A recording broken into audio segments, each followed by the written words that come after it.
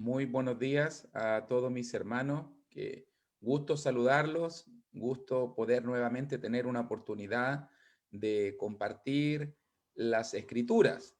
Hoy día vamos a comenzar esta serie de lecciones evangelísticas respondiendo una pregunta. Recordemos que esta lección va principalmente orientada a aquellos que todavía no han hecho un compromiso con Cristo, están conociendo o queremos animar. Queremos animar a todos aquellos que nos ven, que nos contactan, que en este momento tal vez nos están visualizando, para que se hagan esta honesta y sincera pregunta. ¿Eres esclavo del pecado?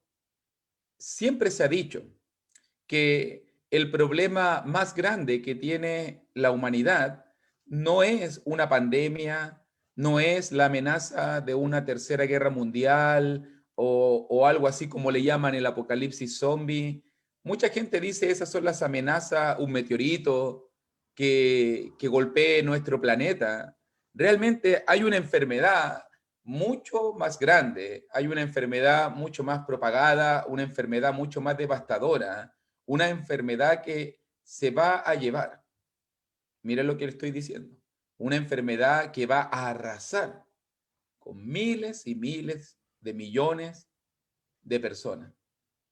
¿Cuál es esta enfermedad? Usted ya debe saberlo. Esta enfermedad tan complicada, esta enfermedad tan destructiva, el pecado. Y de eso vamos a estar hablando en el día de hoy. Vamos a estar hablando acerca del pecado, vamos a estar hablando acerca de qué es el pecado, de las consecuencias del pecado y obviamente animando a las personas a poder solucionar, porque Cristo tiene la cura. Todavía estamos buscando la cura para la pandemia del coronavirus. Todavía se están probando y probando distintos métodos, antídotos, vacunas que pueden permitir que podamos enfrentar una vida más tranquila sin el coronavirus. Pero déjame decirte de que Cristo ya nos ha dado la cura. Cristo ya ha encontrado el antídoto.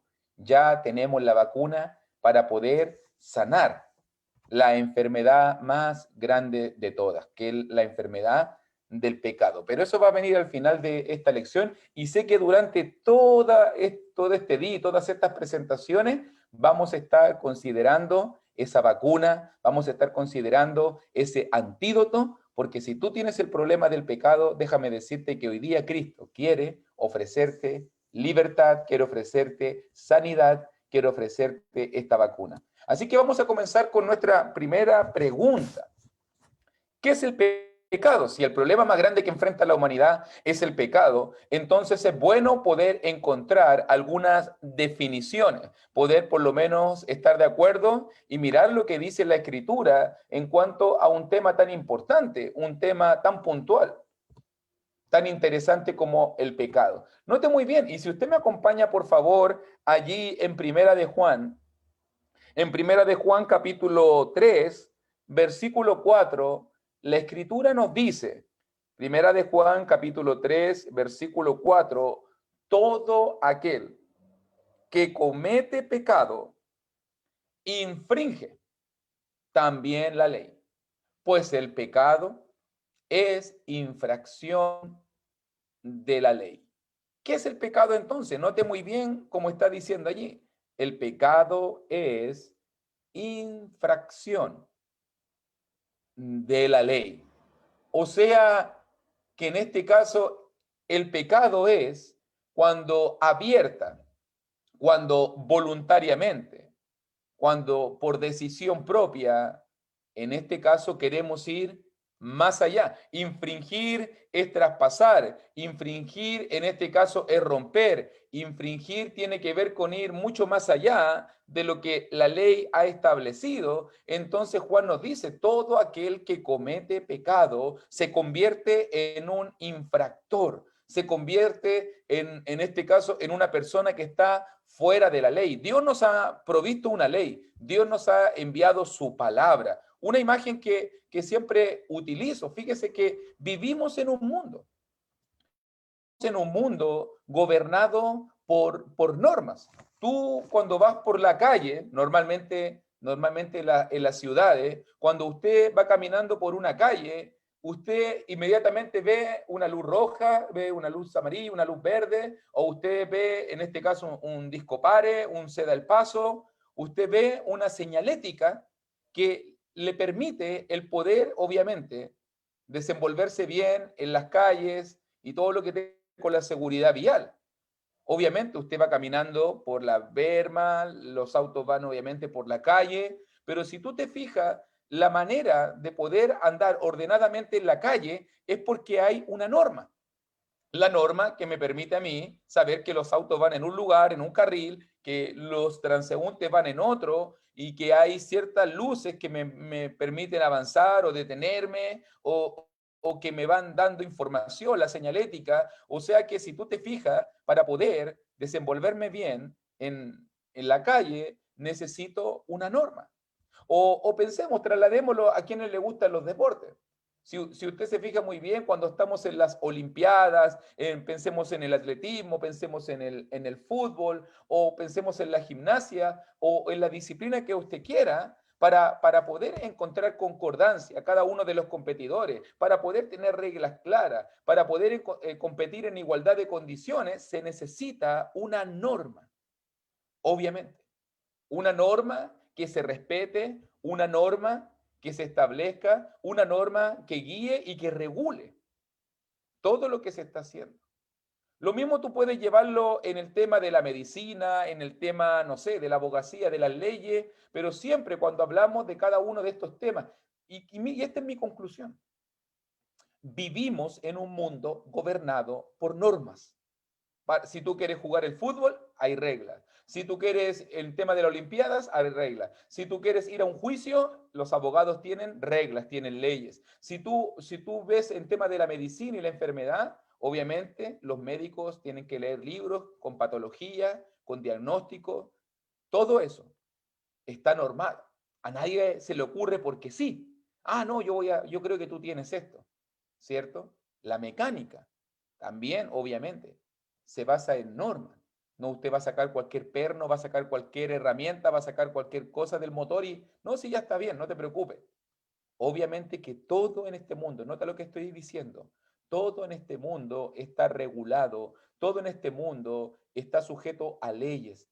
La vida espiritual del cristiano también está sujeta a leyes. Aunque la gente hoy en día dice, no, yo hago lo que quiero, yo vivo como quiero, eso es mentira. Eso no existe.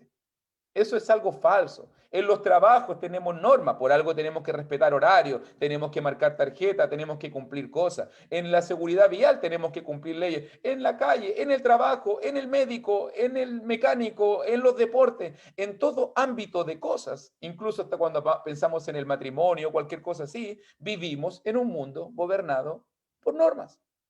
Y como vivimos en un mundo gobernado por leyes, un mundo regulado, entonces es importante entender que el que transgrede la ley se constituye en un infractor. En este caso, Dios nos ha dejado su libro, Dios nos ha dejado su palabra, y todo aquel que es pecado, todo aquel que traspasa la voluntad de Dios, todo aquel que no respeta la palabra de Dios, todo aquel que no le da importancia, infringe, transgrede, corrompe la voluntad de Dios. Entonces, el ser humano peca. Pecamos porque infringimos la ley de Dios. Pecamos porque no respetamos la voluntad del Señor. Todo aquel, nótalo bien, todo aquel que comete pecado infringe también la ley. Dios también tiene su regulación, Dios también tiene su libro, Dios también tiene su norma. Y cuando decidimos pecar es porque estamos decidiendo ir en contra de la voluntad de Dios. ¿Se acuerdan en el huerto? No coman del árbol que hizo Adán y Eva. Date, coma del árbol. ¿Cuántas veces no, Dios nos dijo, no hagas esto? ¿Y qué hacemos nosotros? Date, dale nomás. Vamos para adelante. Y después nos sentimos mal, después vienen las consecuencias, pero al final es porque nosotros voluntariamente hemos decidido hacer lo que está en contra de el buen deseo, la buena voluntad de Dios. Entonces, ¿cuáles son los de esto? ¿Cuál es nuestra condición? Si usted se fija muy bien, hay un pasaje en Romanos capítulo 3. Mire cómo lo dice la escritura ahí, si quieres acompañarme. Romanos capítulo 3. Y en Romanos capítulo 3, versículo 9 primero, vamos a leer versículo 9 y 12, y también vamos a leer el muy conocido Romanos 3, 23. Dice allí en Romanos capítulo 3, versículo 9, ¿qué pues? ¿Somos nosotros mejores que ellos? En ninguna manera. Pues ya hemos acusado a judíos y a gentiles que todos están bajo pecado. Como está escrito, no hay justo, ni aun uno. No hay quien entienda, no hay quien busque a Dios. Todos se desviaron a una, se hicieron inútiles. No hay quien haga lo bueno, no hay ni siquiera uno. Y también dice el 23, por cuanto todos pecaron y están destituidos de la gloria de Dios. ¿Te das cuenta el alcance de esto? ¿Te das cuenta lo que Pablo nos está diciendo? ¿Quiénes pecan? El pecado es infracción. El pecado es traspasar la voluntad de Dios. ¿Quiénes pecan? Pablo nos va a decir, todos pecan. Todos están alejados de Dios. No hay ni un justo. Esa es la condición del hombre. Todos hemos pecado. Todos nos hemos alejado de Dios. Nos hemos desviado. Todos estamos destituidos. Nota como dice verso 23, por cuanto todos pecaron. Esa es tu condición. Esa es mi condición. Y están destituidos. La palabra destitución es una palabra interesante. Normalmente se usa en el aspecto legal, político o del trabajo. Es una palabra que habla como despedir, como sacar a alguien de su posición. Eso significa la palabra destituir. En este caso, ¿cuáles son las consecuencias graves del pecado, mi querido hermano, mi querida hermanita, tú que nos escuchas? Estar destituidos. ¿Qué es lo que Dios quiere darnos? Su gloria. ¿Qué es lo que Dios quiere darnos? La participación en su reino, el poder estar en su gloria eterna. Dios quiere salvarte. Eso es el propósito de esta lección. Dios quiere que tú tengas la vida eterna. Dios quiere de que tú puedas gozar de la gloria, ir al cielo como muchos lo dicen, encontrar la vida eterna, la salvación de tus pecados. Pero si tú te fijas muy bien, hay un problema que virulento, un problema que se está expandiendo por la faz de la tierra, por cada persona, por cada nación, por cada lengua. El problema del pecado. Todos pecaron. Y por cuanto todos pecaron, entonces nos hemos alejado de Dios, hemos ofendido a Dios, hemos traspasado su ley y por eso no vamos a estar considerados en su gloria. Dios quiere salvarte, Dios quiere darte su gloria, pero lamentablemente el problema constituye algo, una barrera, algo que me impide el poder gozar de las bendiciones de Dios. Por eso, ¿cuál es la condición de este mundo? Este mundo está destituido, este mundo está apartado, este mundo está alejado. Todos se desviaron, todos han decidido voluntariamente darle la vuelta a la espalda a Dios. Vivimos en un mundo hoy en día que no quiere escuchar a Dios, un mundo hoy en día que quiere sacar la Biblia de los colegios, quiere sacar la Biblia de la biblioteca, queremos que no se hable el tema de Dios, queremos vivir en un mundo supuestamente laico, como dicen por ahí algunos, un mundo que se aleja de Dios, un mundo que no quiere considerar a Dios, un mundo que no quiere tener normas, un mundo que quiere, yo decido cómo vivo, yo hago lo que quiero, yo vivo como quiero, tú no tienes que meterte conmigo. Pero un mundo que ha ofendido a Dios, un mundo que va directo al infierno. ¿Cuáles son las consecuencias del pecado? ¿Cuáles son las consecuencias del pecado? Nota muy bien que cuando miramos este pasaje tan conocido ahí también, en el Evangelio de Juan, por favor, si me acompañas, por favor, y lo estamos viendo también allí en la diapositiva. Cuando miramos en el Evangelio de Juan, capítulo 8, y en el versículo 31 al versículo 34, note cómo lo dice la palabra del Señor. Juan capítulo 8, versículo 31 al versículo 34. Dijo entonces Jesús a los judíos que habían creído en él: si vosotros permaneciereis en mi palabra, seréis verdaderamente mis discípulos y conoceréis la verdad, y la verdad os hará libres. Le respondieron: linaje de Abraham somos, y jamás hemos sido esclavos de nadie. ¿Cómo dices tú, seréis libres? Jesús le respondió: de cierto digo que todo aquel que hace pecado, esclavo es del pecado. Primera gran verdad que debemos aprender. ¿Qué es el pecado? Infringir la ley de Dios, traspasar la voluntad de Dios. ¿Quiénes pecan? Todos pecamos. Todos hemos ofendido a Dios y por consecuencia estamos destituidos de la gloria de Dios. ¿Cuáles son las consecuencias del pecado? Número uno, primera gran consecuencia del pecado: el pecado nos esclaviza. Jesús estaba conversando en una sinagoga en Capernaum con un grupo de judíos creyentes y en ese momento Jesús los invita, Jesús los desafía a permanecer en su palabra. Jesús los invita a ser verdaderos discípulos, porque a través de ser verdaderos discípulos van a conocer la verdad. Y conociendo la verdad, Cristo ofrece libertad.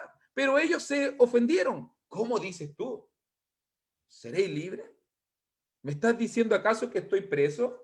¿Me estás hablando acaso de que estoy esclavo? ¿Me estás diciendo acaso que estoy en prisión? ¿Por qué tú me ofreces libertad?, preguntaban ellos. Linaje de Abraham somos, y jamás hemos sido esclavos de nadie. Claro, es lo que ellos pensaban. Pero Jesús les explica realmente cuál era su condición espiritual. Porque una persona sin Cristo, una persona que no haya obedecido a Dios, una persona que no haya obedecido la verdad, dijo allí Jesús, verso 34, que todo aquel que hace pecado, esclavo es del pecado. El pecado esclaviza. El pecado nos quita la libertad. El pecado nos pone en la más cruda prisión. El pecado nos encadena al enemigo.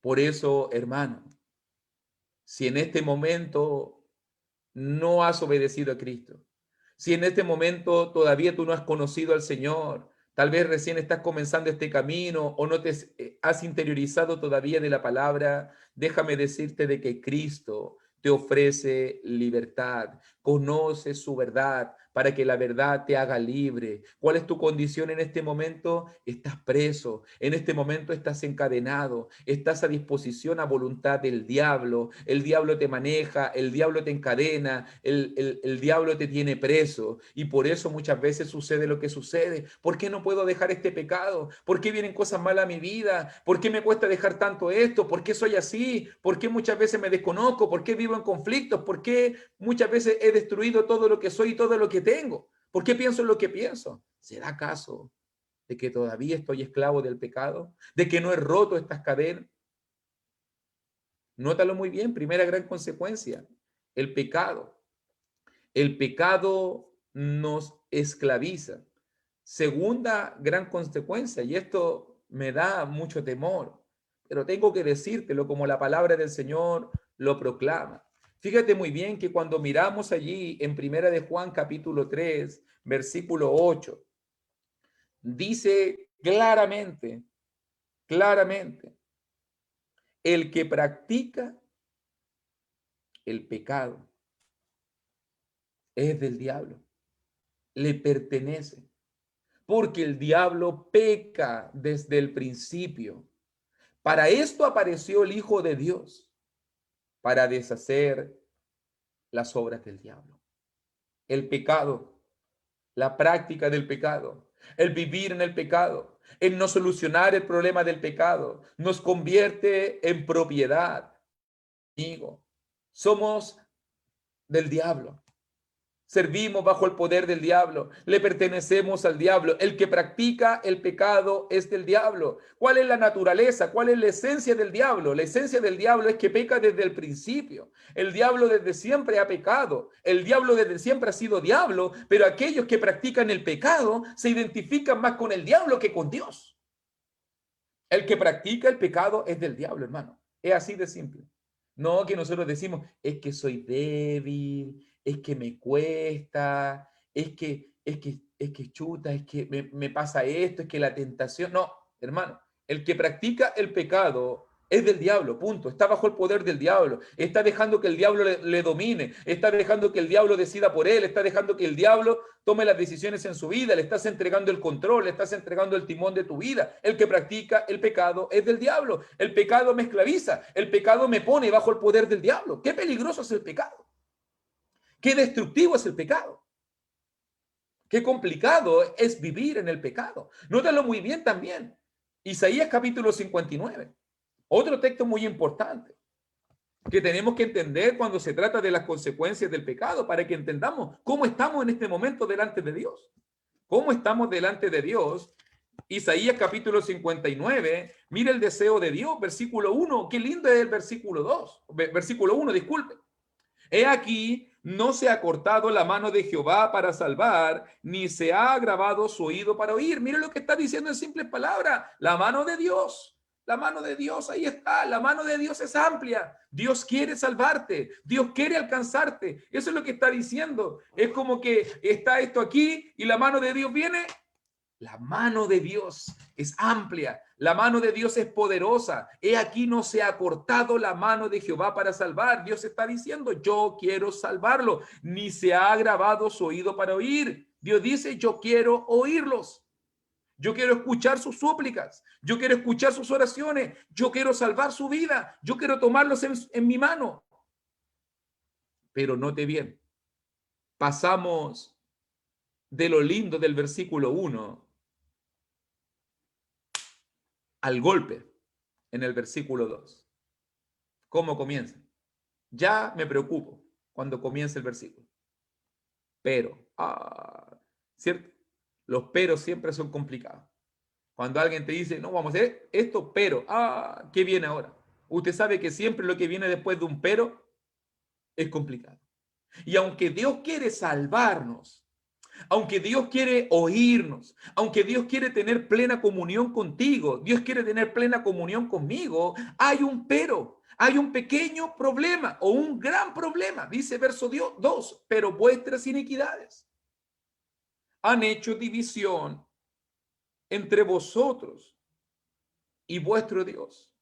El pecado nos divide. El pecado nos separa. Aunque Dios quiere alcanzarme, el pecado me en división con Dios.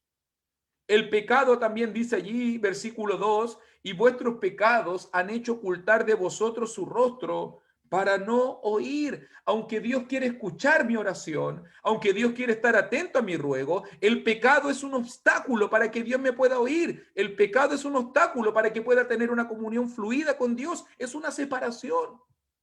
El pecado nos separa de Dios.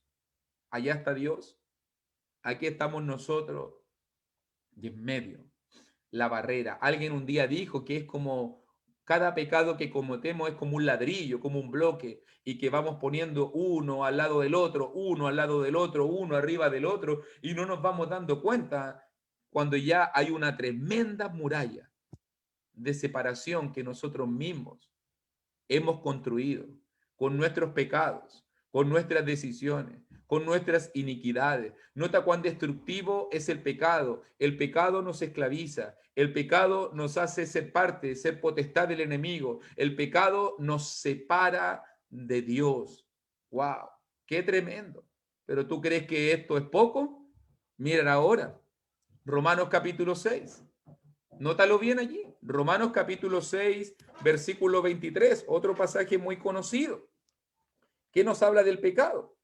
Versículo 23 de Romanos capítulo 6 nos dice que la paga del pecado. Nótelo bien como lo dice el texto. La paga del pecado, el resultado el resultado. ¿Qué Dios nos da por el pecado? Muerte. Más la dádiva, el regalo de Dios, eso significa dádiva, más el regalo de Dios es vida eterna en Cristo Jesús, Señor nuestro. También dice Santiago en Santiago 1:15, entonces la concupiscencia, los malos deseos, después que han concebido, dan a luz el pecado, y el pecado siendo consumado, da a luz la muerte. ¿Qué Dios nos da cuando pecamos? Fíjate muy bien, el pecado no solamente te esclaviza, el pecado no solamente te vuelve potestad del diablo, el pecado no solamente te separa de Dios, el pecado nos mata. El pecado nos mata. Dejamos de existir para Dios, estamos completamente separados, completamente alejados. Nos pone en una condición de muerte espiritual. Todos aquellos que están en delito y pecado están muertos. ¿Se acuerda cómo Dios se lo dijo a Adán y Eva? El día que ustedes coman del fruto, que coman del árbol, ciertamente van a morir. No, Adán y Eva, no, si no vamos a morir. El diablo los engañó. No, si no vamos a morir. Comieron, ¿no viste? Si no morimos. Pero no estaba hablando de la muerte física. No estaba hablando de la muerte física. Estaba hablando de la muerte espiritual. Y en ese momento Adán y Eva fueron completamente separados. En ese momento Adán y Eva dejaron de existir delante de Dios. En ese momento Adán y Eva cayeron en muerte espiritual, que es la muerte más preocupante que existe en este mundo. Hay gente hoy en día que va a su trabajo, que come, que vive, que existe, que tiene familia, pero están muertos, muertos en vida. Yo le llamo los zombies. ¿Ve que los zombies son así en las películas que ponen hoy en día? Los muertos en vida, los que caminan y comen y mastican y muerden todo. Así hoy día anda la gente, muerta en vida. Muerta en vida, muertas en delitos y pecados, porque la paga del pecado, lo que Dios le da a este mundo pecador, a este mundo que ha decidido darle la espalda, a este mundo que ha decidido pecar y desviarse, es muerte, muerte espiritual. Una persona que no está con Cristo está esclavo del pecado. Una persona que no está con Cristo está en este caso preso del diablo. Una persona que no está con Cristo está separado de Dios, está muerto, muerto en delitos y pecado. El proceso, dijo Santiago, todo este proceso controlado por el enemigo lleva a la muerte espiritual. El pecado siendo consumado da a luz la muerte. Nótalo muy bien. Qué terrible son las consecuencias del pecado. Qué terrible es caer bajo este poder tan destructivo, tan abarcador, ya que todos hemos pecado. ¿Cuál es nuestra condición? Hemos ofendido a Dios. Somos infractores de su ley. Estamos esclavos. Le pertenecemos al diablo. Estamos separados de Dios. Estamos muertos en delitos y pecados. ¿Podemos ser libres? ¿Puedes tú ser libre del pecado? ¿Puedo yo salir de las consecuencias del pecado? Muy bien que allí en Romanos capítulo 6, donde estábamos, si miramos unos versículos más arribita, Pablo va a hablarnos exactamente de lo mismo, ahí en Romanos capítulo 6. Y cuando miramos versículo 17 en adelante, mira muy bien cómo lo dice la Escritura. Pablo comienza diciéndole a los hermanos en Roma, pero gracias a Dios, que aunque erais esclavos del pecado, habéis obedecido de corazón a aquella forma de doctrina a la cual fuisteis entregados y libertados del pecado. Claro, ahí está. Vinisteis a ser siervos de justicia. Hablo como humano, por vuestra humana debilidad, que así como para iniquidad presentaste vuestros miembros para servir a la inmundicia y a la iniquidad, así ahora, para santificación. Presentad vuestros miembros para servir a la justicia, porque cuando erais esclavos del pecado, erais libres acerca de la justicia. ¿Cuál era la condición de estos hermanos? ¿Te fijas tú muy bien lo que Pablo está diciendo? Eran esclavos, estaban presos, servían con sus cuerpos, con sus miembros presentados a la iniquidad, servían a la inmundicia. estaban completamente alejados, extraviados, enemigos, muertos, separados de Dios. Pero gracias a Dios, dice Pablo, gracias a Dios obedecieron.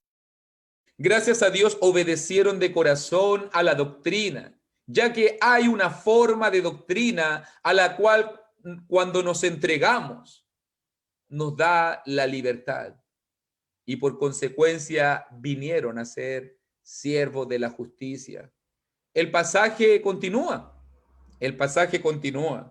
versículo 21. Pero ¿qué fruto teníais de aquellas cosas, de las cuales ahora os avergonzáis?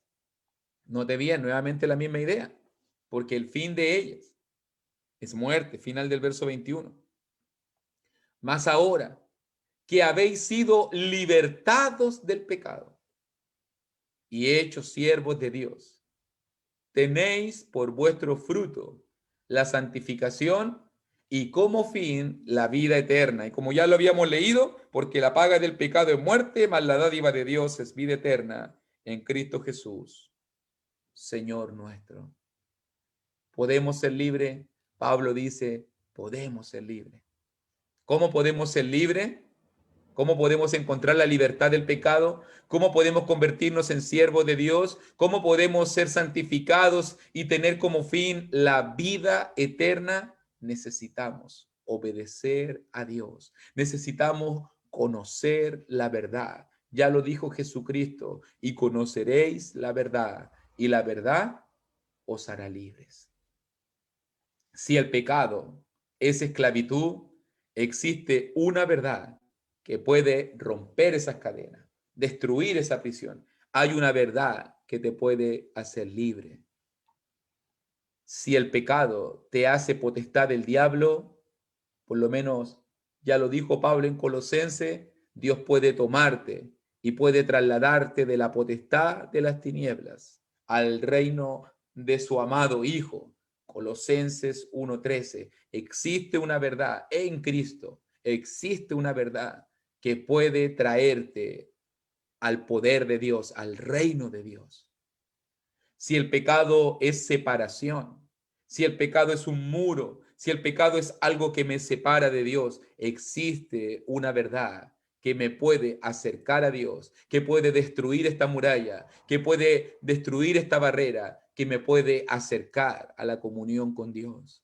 Si el pecado es muerte, nótalo bien cómo termina diciéndolo. Existe una verdad que puede darte la vida eterna. ¿Quieres la vida eterna? Hay esperanza. Dios nos promete libertad. Y te pregunto, para que ya vamos terminando, ¿quieres ser libre del pecado? Piénsalo bien. Ya hemos hablado de quienes pecan, de qué es el pecado y de obviamente los alcances y las consecuencias del pecado en la vida de las personas.